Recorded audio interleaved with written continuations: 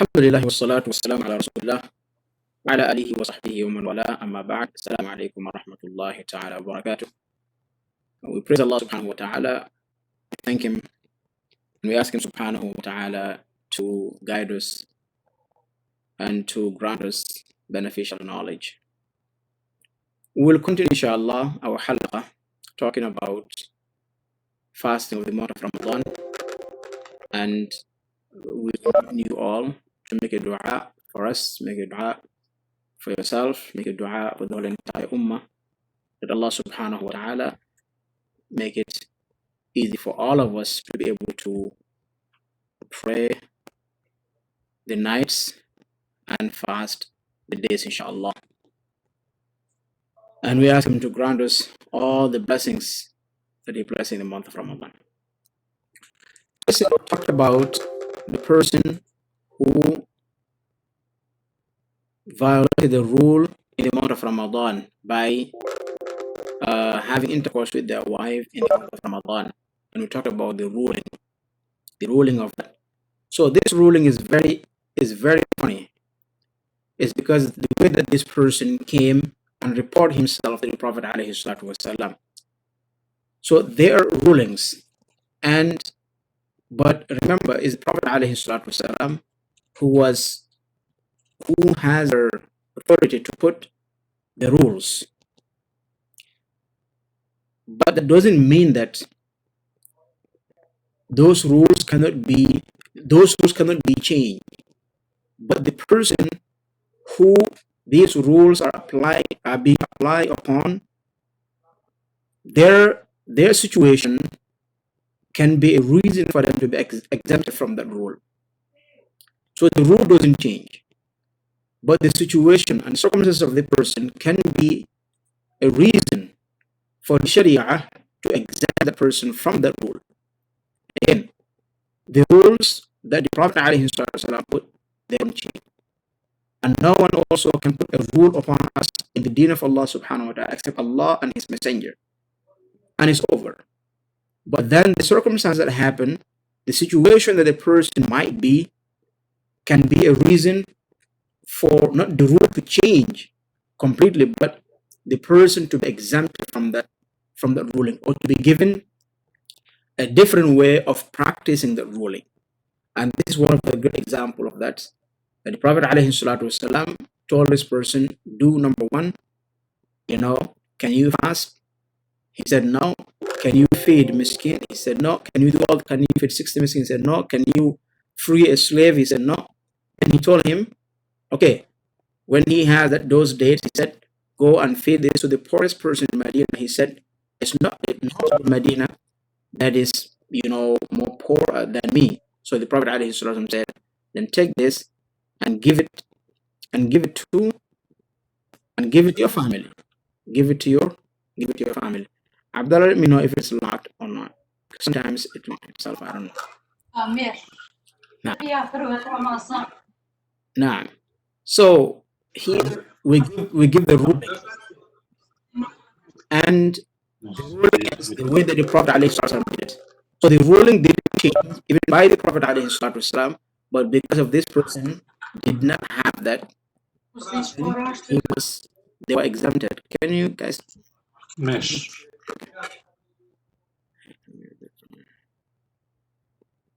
So then the rule was the person was exempted from practicing the rule, and he was punished. He will not be punished. If you commit a sin in fiqh, there is sometimes there's a discipline. There is something you have to pay for. There's a price for that. So after you pay that price, you will not be punished for that sin the day of judgment. That price that you paid will take away what you have violated. That is their benefit of putting those rules for us, because they will take away the potential punishment that we might face if we haven't done that that process in this dunya. So doing it means that's it, you will be punished for that sin. Now the ulama, they ask a great question, and we just briefly talked about yesterday. If a person eat and drink during the day of the month of Ramadan intentionally, what is ruling. And we always said Malik rahimahullah and Abu Hanifa and Thawri, they said that this person who violated this, who ate in the month of Ramadan, during the day of the month of Ramadan, Malik and Abu Hanifa and Thawri and the companions, they said, أن عليه القضاء والكفارة. This person will make up and also have kafara. And whenever we hear kafara, it's a heavy price that this person will pay. And the kafara here is to fast 2 months straight. This is the kafara. But let's say, even if that person now, he's similar to the guy who came to the Prophet ﷺ, who said, I have destroyed myself.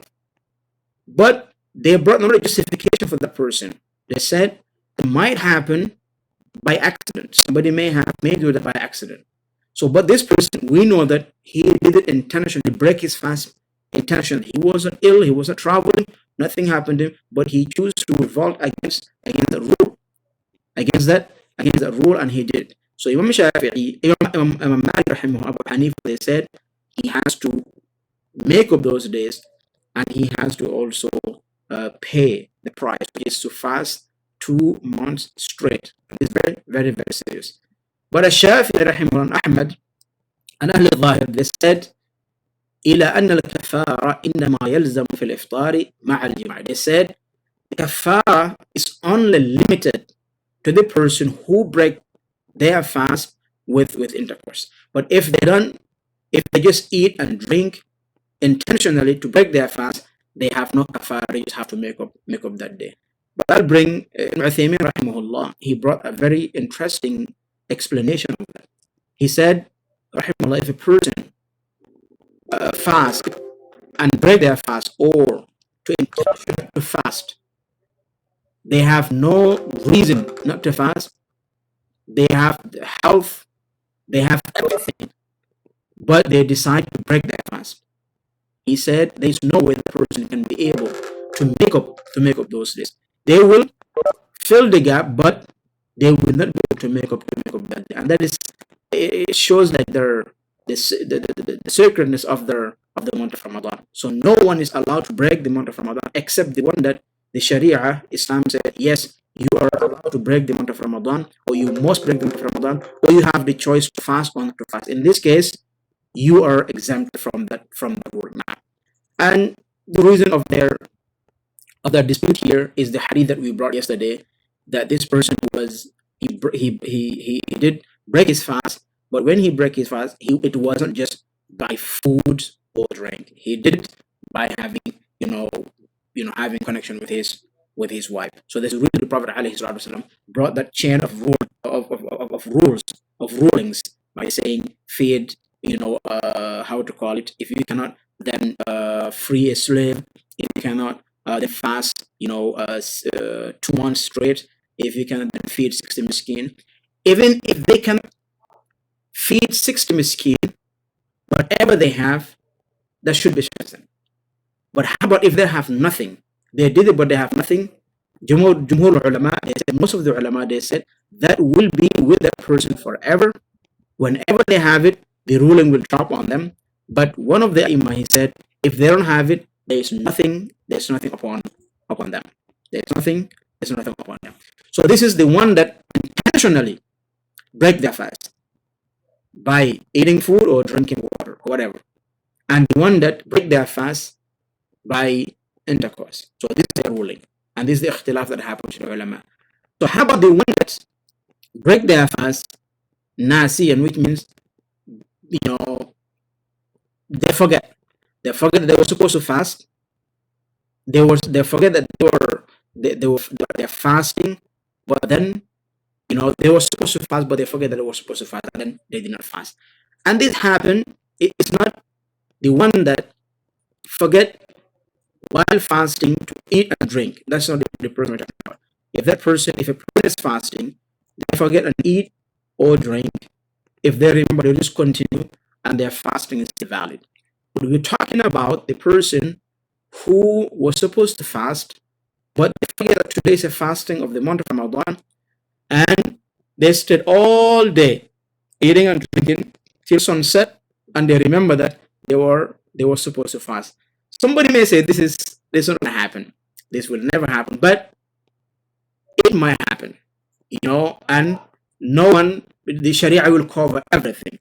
If that happened, the ulama, they said this person, he has nothing, because the Prophet ﷺ said if a person forgets something, prayer, and specific in this hadith, he said, إذا نام أحدكم على صلاة أو نسيها فليصليها متى ذكرها أو متى استيقظ.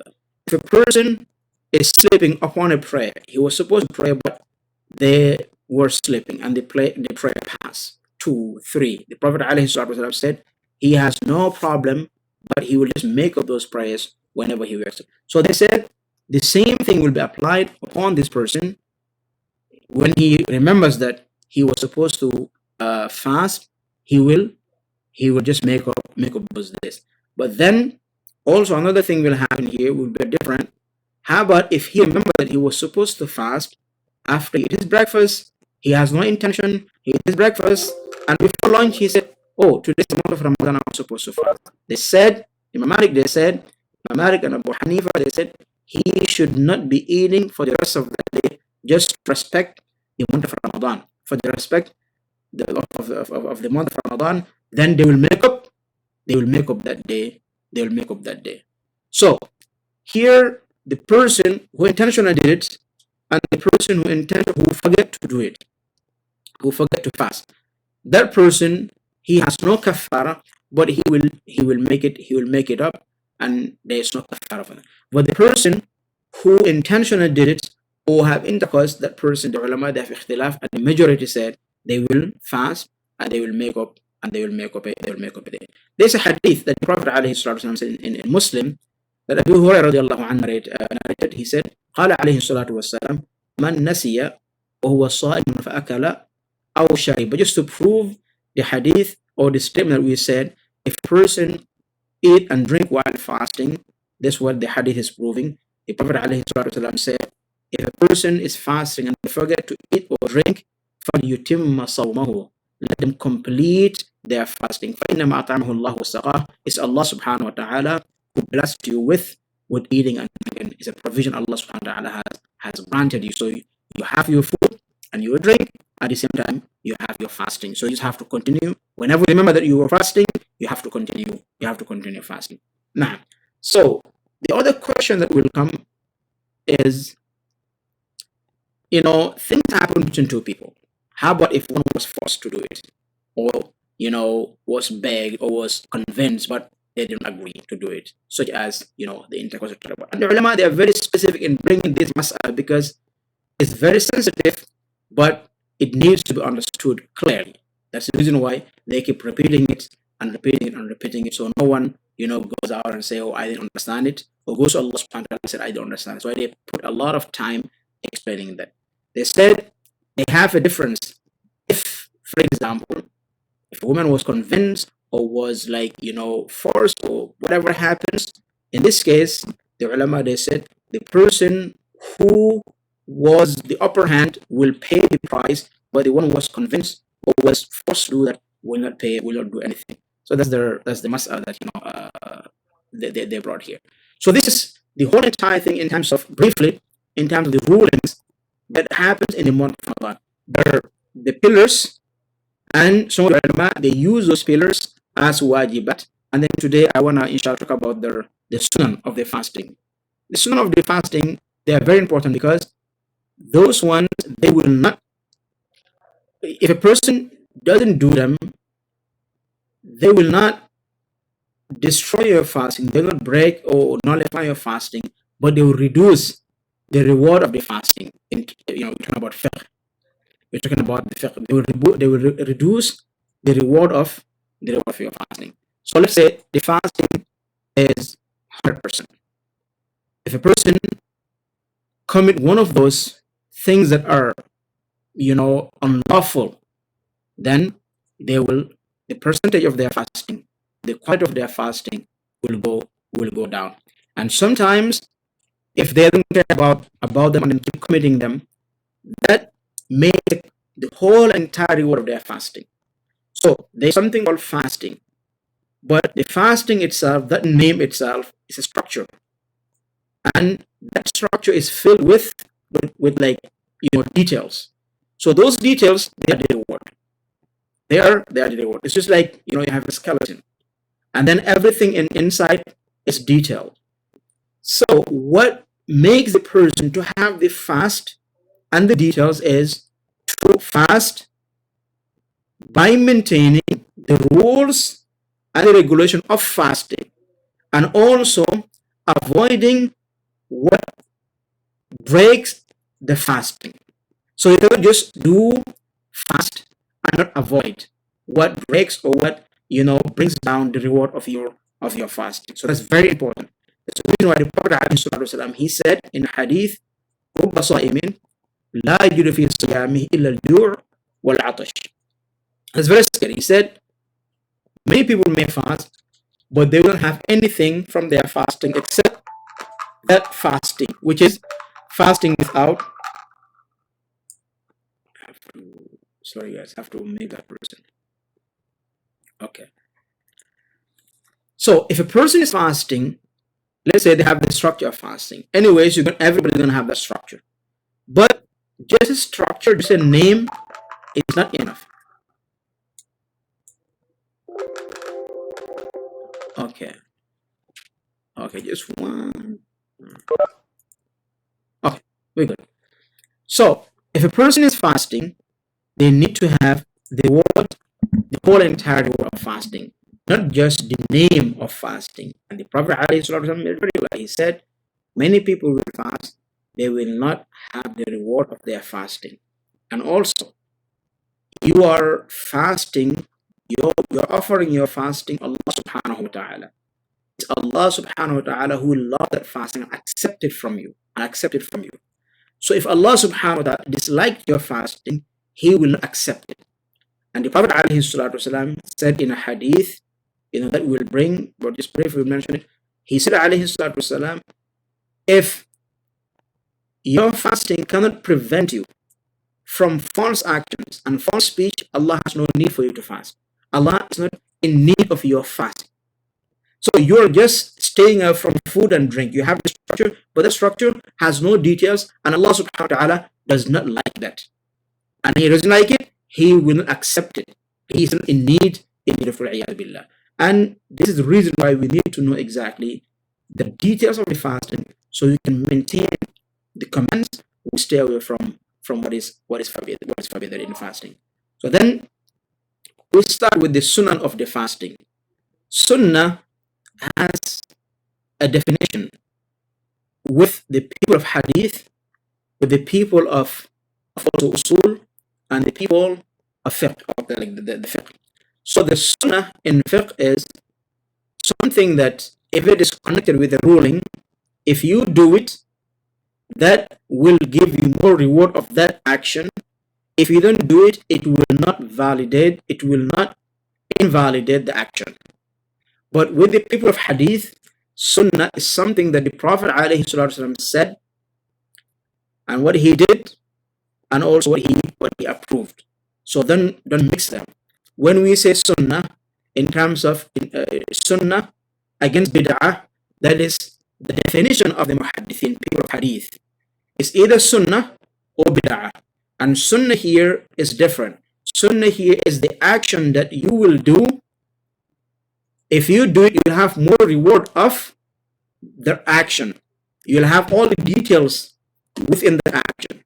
If you don't do it, you will have the action, but you will miss some of the details of the action. So this is the sunnah when it comes to fiqh. So first sunnah in the month of Ramadan is a consensus among the ulama. Is أجمعوا على أن من سنن الصوم تأخير السحور وتعجيل الفطر. So two ends. The two ends of the month of Ramadan are very, very important. They're extremely important. The beginning and the end. Starting from Fajr to sunset. So the ulama, they agreed for two things, or in two things. How to begin the month of Ramadan, and the day of the month of Ramadan, and how to end it. The first action that will show the beginning of the month of Ramadan and the day of the month of Ramadan, and the first action that will show the end of the month of Ramadan, they agreed upon it. How to do it, they agreed upon it. Number one is as-suhoor. As-suhoor is the food that you eat to begin your month of Ramadan. The food that you eat to begin the month of Ramadan, like what you eat before Fajr, you drink before Fajr. This is suhoor. Suhoor is very important. But also, not just very important, it has a location, it has a time frame, it has a time period that you can do it, and the ulama, they agreed when to do it, and that time they said there's a sunnah. So let's say if a person eat their suhoor, if the fajr is, for example, who knows what fajr is? What time is fajr today? 4:46. If it is 4:46 today, somebody wakes up at 2 o'clock and start eating and drinking food till 4:30. I cannot tell you, mashallah, you love the suhoor, you love the sunnah. That's not sunnah. That is not sunnah. The sunnah is to make the suhoor very close to the adhan, to the call of the fajr, to the call of the fajr. This is the